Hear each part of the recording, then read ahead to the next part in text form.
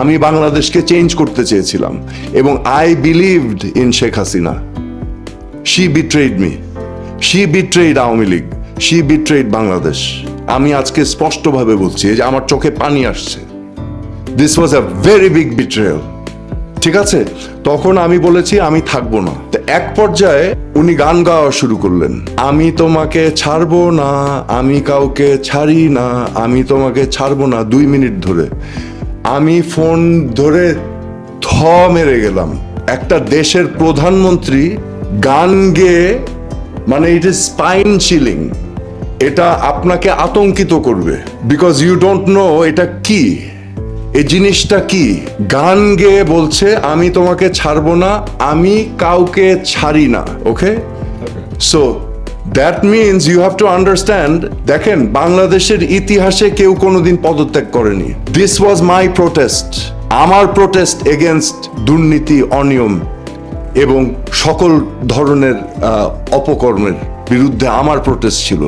তা আমি ভেবেছিলাম মানুষ বুঝবে, কিন্তু মানুষ আমাকে আবার গালি দিয়েছে যে আরে কি বোকা লোক, মন্ত্রিত্ব ছাড়ে নাকি কেউ কোনোদিন। এটার ভিতরেই থেকে আপনি কাজ করতেন, ভিতরে থেকে কাজ করা যায় না।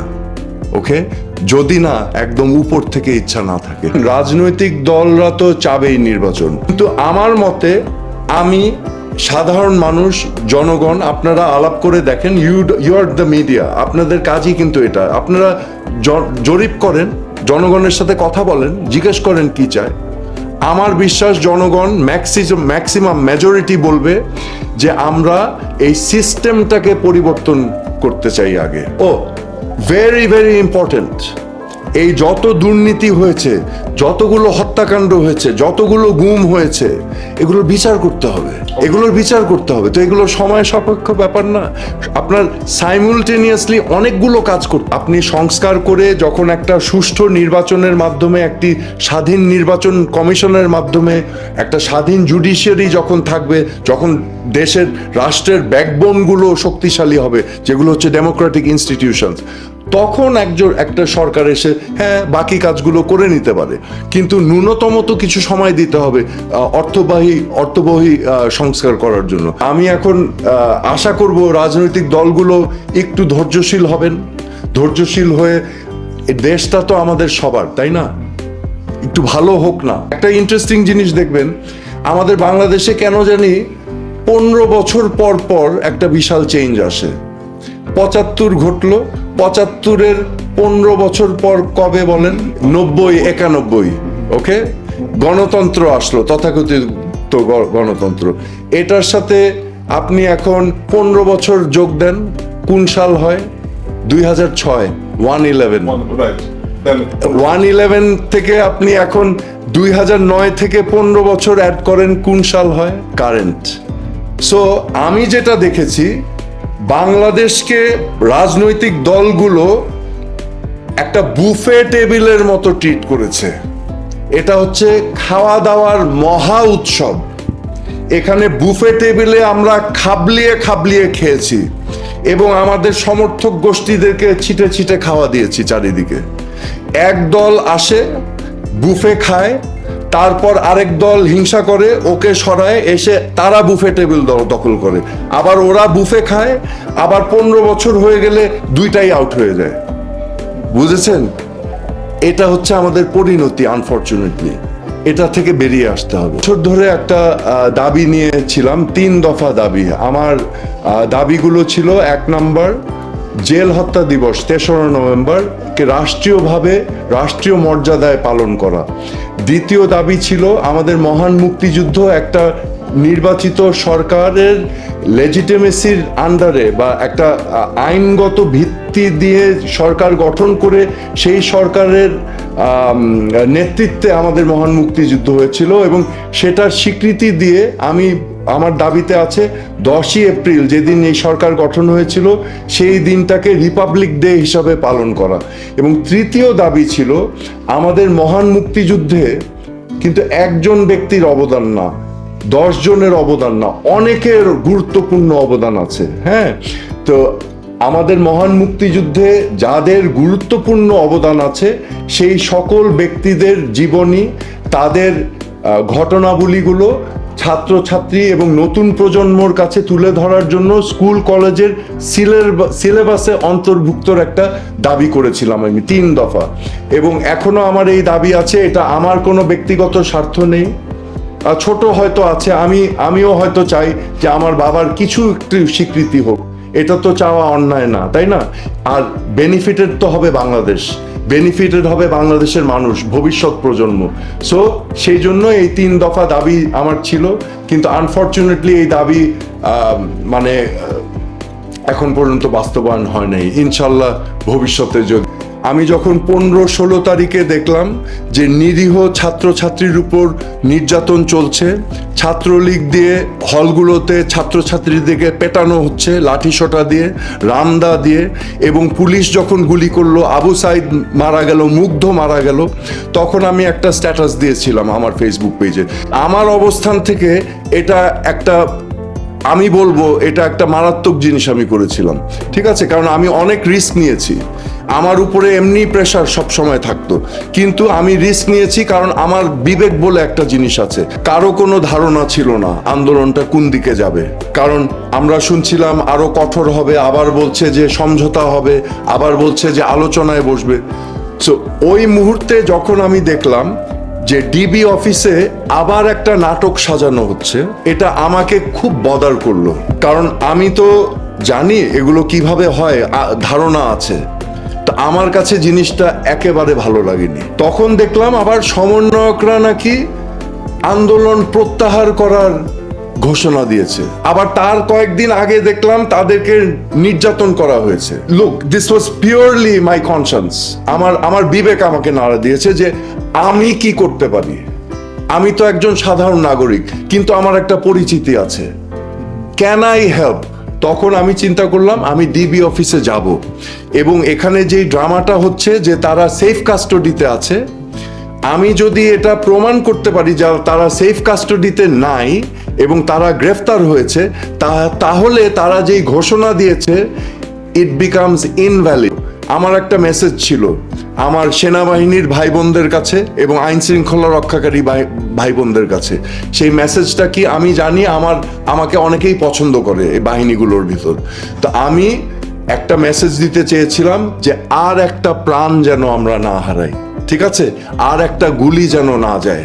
আমি ভেবেছি আমার কথায় যদি একটা গুলিও কম হয়, I will save a life. হয় আমাকে কেউ চট দিয়ে বাসায় যেতে পারবে, তার যেতে হবে কোথায় জানেন? হসপিটালে। কোনো অল্টারকেশন হয়নি ওনার সাথে, আমার কোনো সামনাসামনি কোনো কনফ্রন্টেশন হয়নি। ওকে, আমি যেটা বললাম, আমাকে থাপ্পড় দিয়ে কেউ বাসায় যাবে না, ওকে তার যেতে হবে হসপিটালে।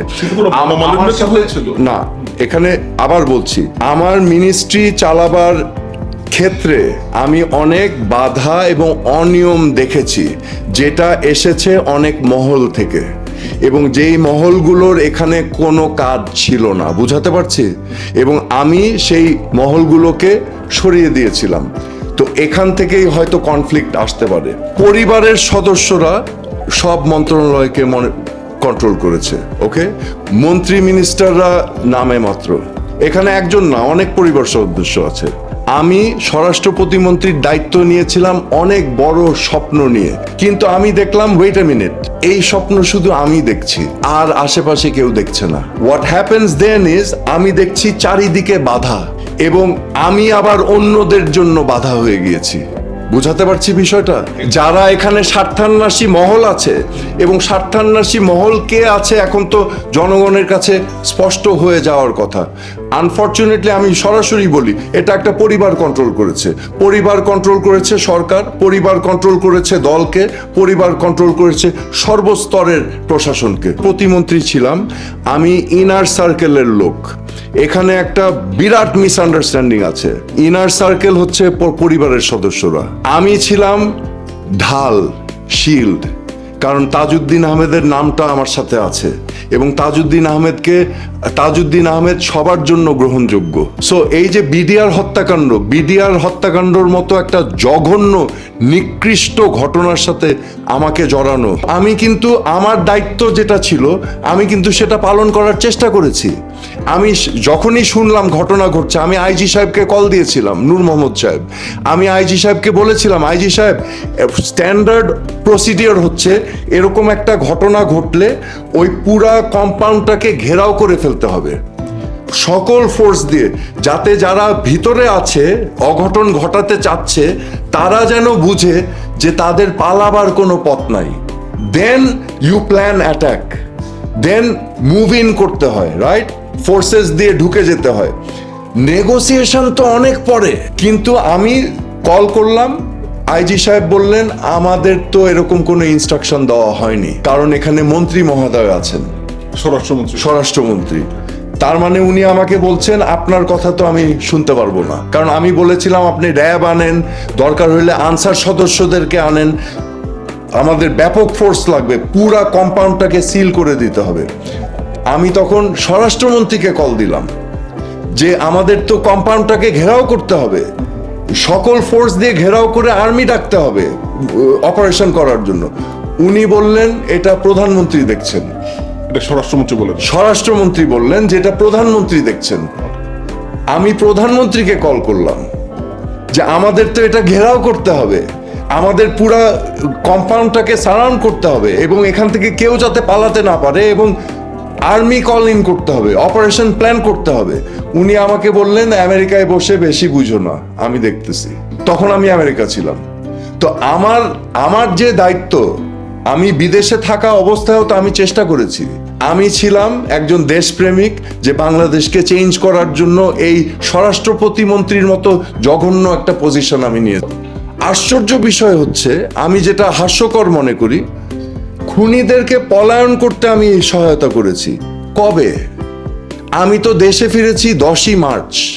তাহলে কি খুনিরা অপেক্ষা করেছে 27 তারিখ, 28 তারিখ, 1 তারিখ, 2 তারিখ, 3 তারিখ, 4 তারিখ, 10 তারিখ পর্যন্ত অপেক্ষা করেছে আমার জন্য? আমি এসে তারপরে তাদেরকে এগুলো হচ্ছে আনএক্সেপ্টেবল কথাবার্তা, ঠিক আছে? এগুলো ঠিক না। এগুলো একজন নিরপরাধ মানুষের বিরুদ্ধে গীবত ছাড়া আর কি। এখানে ডিসকাশন বলে কিছু ছিল না। এখানে আওয়ামী লীগের ওয়ার্কিং কমিটি ছিল একটা শোকেস, আওয়ামী লীগের প্রেসিডিয়াম পলিসি মেকিং বডি ছিল জাস্ট এই যে আমার এখানে দেখছেন ট্রফি আছে, ট্রফি শোকেসে সাজানো, এদের কোনো ফাংশন নাই। Okay, so it was top down এবং একদম টপ থেকে টপ। যখন পদত্যাগ করলাম আমাকে তো জোর জবরদস্তি করা হলো, ছাড়া হবে না, ছাড়া হবে না। আমি বললাম যে আমার ফ্যামিলি আছে, আমার যেতে হবে। আমি আমেরিকা চলে গেলাম। আমেরিকা থেকে কল করলাম মাননীয় প্রধানমন্ত্রীকে। আমি ওনাকে বারবার রিকোয়েস্ট করলাম যে আমি থাকবো না, আমি আপনাকে যেই পদত্যাগ পত্র দিয়েছি 31শে মে, এটাই আমার ফাইনাল ডিসিশন, আমি থাকবো না। উনি আমাকে অনেকভাবে রাজি করাবার চেষ্টা করলেন থাকার জন্য। আমাকে অনেক কিছু অফার দেওয়া হয়েছে, আমাকে আওয়ামী লীগের পদ অফার দেওয়া হয়েছে, আমাকে মন্ত্রিত্ব অফার দেওয়া হয়েছে, ঠিক আছে? Basically anything I want, I said no. আমি মনস্থির করেছি আমি থাকবো না, ঠিক আছে?